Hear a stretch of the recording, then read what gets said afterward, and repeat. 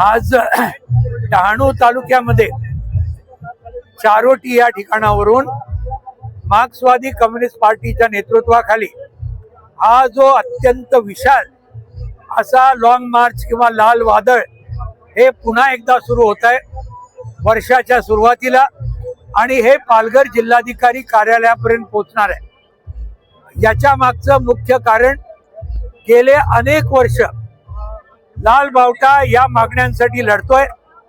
सरकार केवळ आश्वासनं देत आहे, पण प्रत्यक्षामध्ये एकही आश्वासन पूर्ण झालेलं नाही, आणि म्हणून या सगळ्या मागण्या धसास लावण्यासाठी वनाधिकाराची मागणी आहे। 2006 साली कायदा झाला, आज 20 वर्ष झाली, पण सरकारला खरंच म्हणजे निर्ढावलेल्यापणाचं म्हणजे कळस आहे। 20 वर्षात सुद्धा गोरगरीब आदिवासींच्या नावावर जमिनी झालेल्या नाही। इथे डहाणू तलासरी पालघर मध्ये वर्कस जमिनीचा प्रश्न आहे, देवस्थानचा प्रश्न आहे संबंध जिल्ह्यात। आज त्याचबरोबर इनामी जमिनीचा प्रश्न आहे। शेतकरी कसतायत पण त्यांच्या नावावर होत नाही, म्हणून त्यांना सरकारी कर्ज मिळत नाही, कुठल्याही योजना मिळत नाहीत। म्हणून हे सगळे मुद्दे नावावर कसेल त्याची जमीन झाली पाहिजे, या मुद्द्यावर हा एक महत्वाचा मुद्दा आहे। दुसरीकडे मोदी सरकारने आताच मनरेगा जो कायदा आहे, महात्मा गांधींच्या नावावर रोजगाराचा हमीचा कायदा, हा आता रद्द केला, आणि एक नवीन कायदा तथाकथित पण जो अत्यंत संशयास्पद आहे, जो अजिबात लोकांना रोजगारापासून वंचित ठेवेल अशा तऱ्हेचा कायदा आणलाय, त्याचा निषेध इथे केला जाणार आहे। मनरेगाचा कायदा पुन्हा आणा ही मागणी केली जाणार आहे।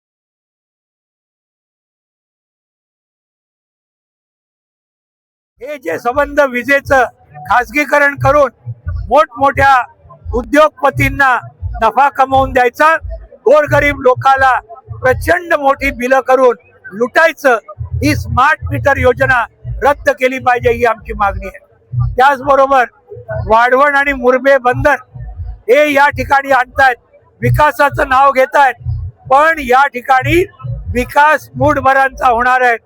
जो सर्वसामान्य गोरगरीब आदिवासी आणि बिगर आदिवासी जो शेतकरी आहे, जो मच्छीमार आहे, त्या सगळ्याला देशोधडीला लावण्याचं हे सगळे धंदे आज भाजपचं हे सरकार करते, आणि म्हणूनच हे सगळे मुद्दे जल जीवन मिशन आहे, तिथे सगळ्या लोकांना पिण्याचं पाणी, शेतीसाठी पाणी मिळण्याचा प्रश्न आहे, रेशन, शिक्षण, रोजगार, आरोग्य, हे सगळे मुद्दे आहेत।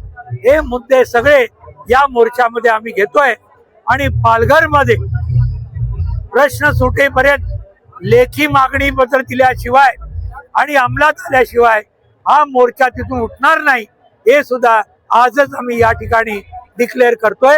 हे काही साधं सरकारने हे हलक्यामध्ये घेऊ नये, कारण हे लोक इथून हलणार नाहीत, हे अगदी स्पष्टपणे या ठिकाणी लाल बावट्याच्या वतीने, मार्क्सवादी कम्युनिस्ट पक्षाच्या वतीने आम्ही इशारा देतोय।